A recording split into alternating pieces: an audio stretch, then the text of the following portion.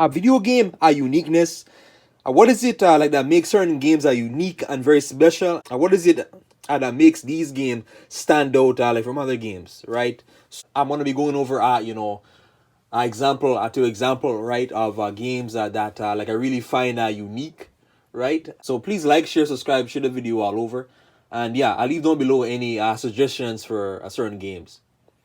Okay, first off here now, I'm gonna start off with one, Red Dead 2, and this is gonna be gameplay playing, right? A random gameplay, right? Like from various games. Red Dead 2, like what really makes a Red Dead 2 very special is the overall open world and the realism. Attention to detail in the landscape, mechanics, incredibly slow pace mechanics, realistic mechanics. The realistic NPCs, the NPCs feel like real people. Like the people in the game, they feel like actual real world people. And the world is huge and massive. It's like this is like an accurate a kind of interpretation of what like a real world, a cowboy simulator like it would look like, or like a western simulator. And there's over like 300 species like of animals like in the game, from bears to boars to snakes, like to eagles to alligators, etc. And various different places that you go, and the story is amazing. So tons of things like in this game what makes it unique. The story is like a 9-12 hour story, and man, this feels like a blockbuster movie, like a 9 hour TV show. And yeah, just such a great drama like in the story, and the characters feel real.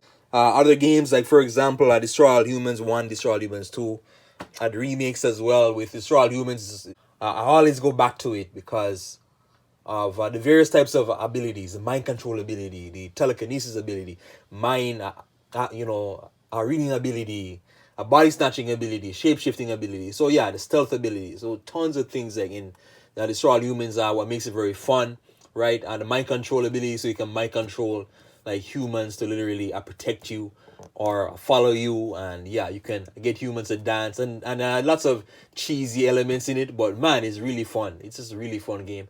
The amount of weapons you get in it, etc. And Destroy All Humans 2 takes you to different cultures and countries, and that really stand out. So yeah, Destroy All Humans. Another one, for example, a great example is Spider-Man. Spider-Man. So Spider-Man, what I really love about Spider-Man is just it really makes you feel like an actual superhero, like a real, like actual superhero, and you really feel like Spider-Man in the uniqueness in the web slinging throughout the world of New York City. Feels extremely realistic, swinging onto buildings, wall climbing, webbing up enemies.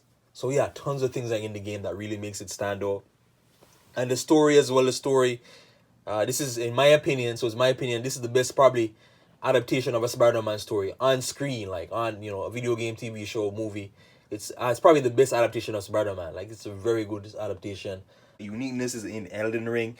Elden Ring, what really impresses me about Elden Ring, and for me, I'm not really much into the From Software Dark Souls type game, or Demon Souls, or Bloodborne, but Elden Ring had a massive amount of enemy variety, from the sniper lobsters to wraiths. I remember other names.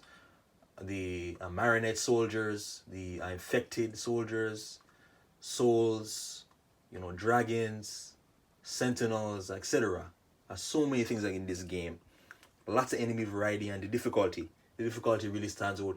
You're gonna die a lot. You're gonna die a lot and a lot, but it's all about overcoming the challenge in the game.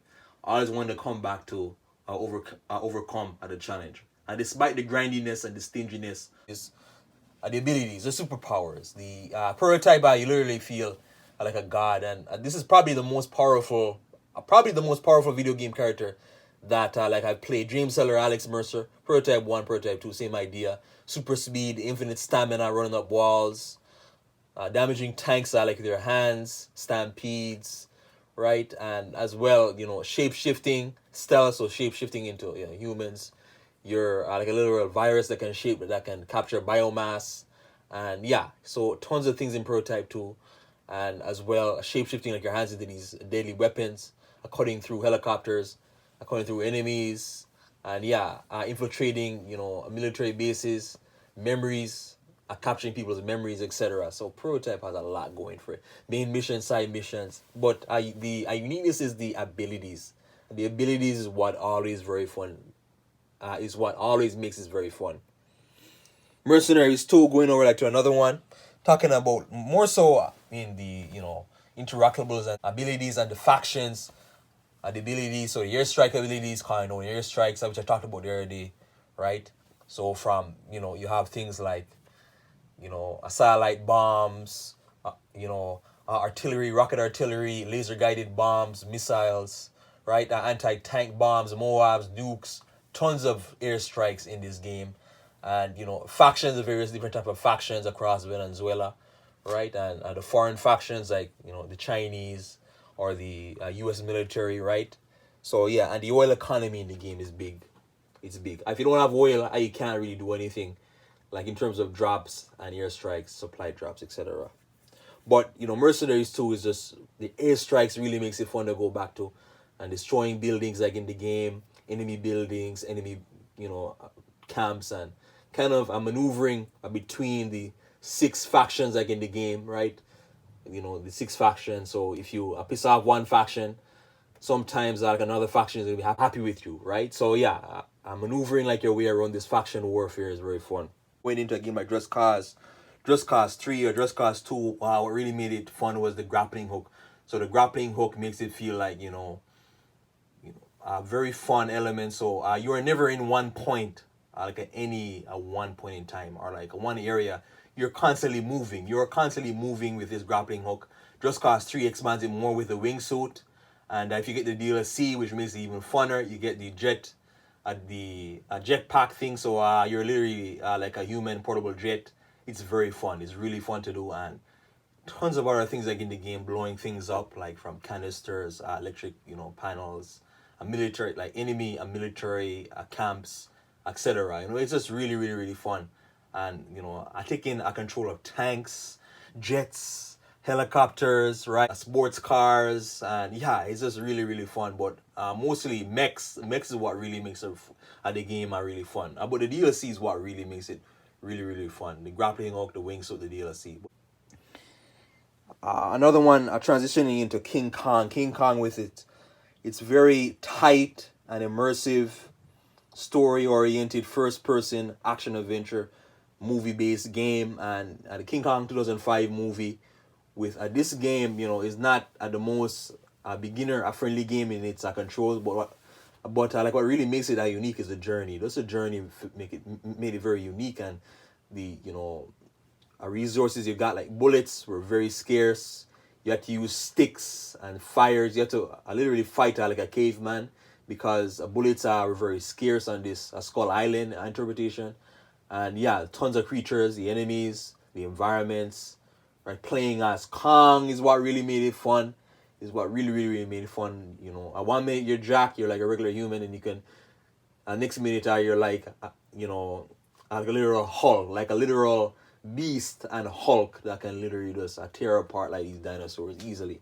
So yeah, King Kong had a lot going for it. God of War 2018, The Journey, with the father and the son, and this is kind of like a reimagining of Kratos. Kratos coming to a new land, learning like a new type of culture, and the lore of this Norse, world, like this Norse mythology world, and him, the challenges of him trying to raise his son, right, to become a warrior. But it was very fun is that, I always want to see what's going to happen next.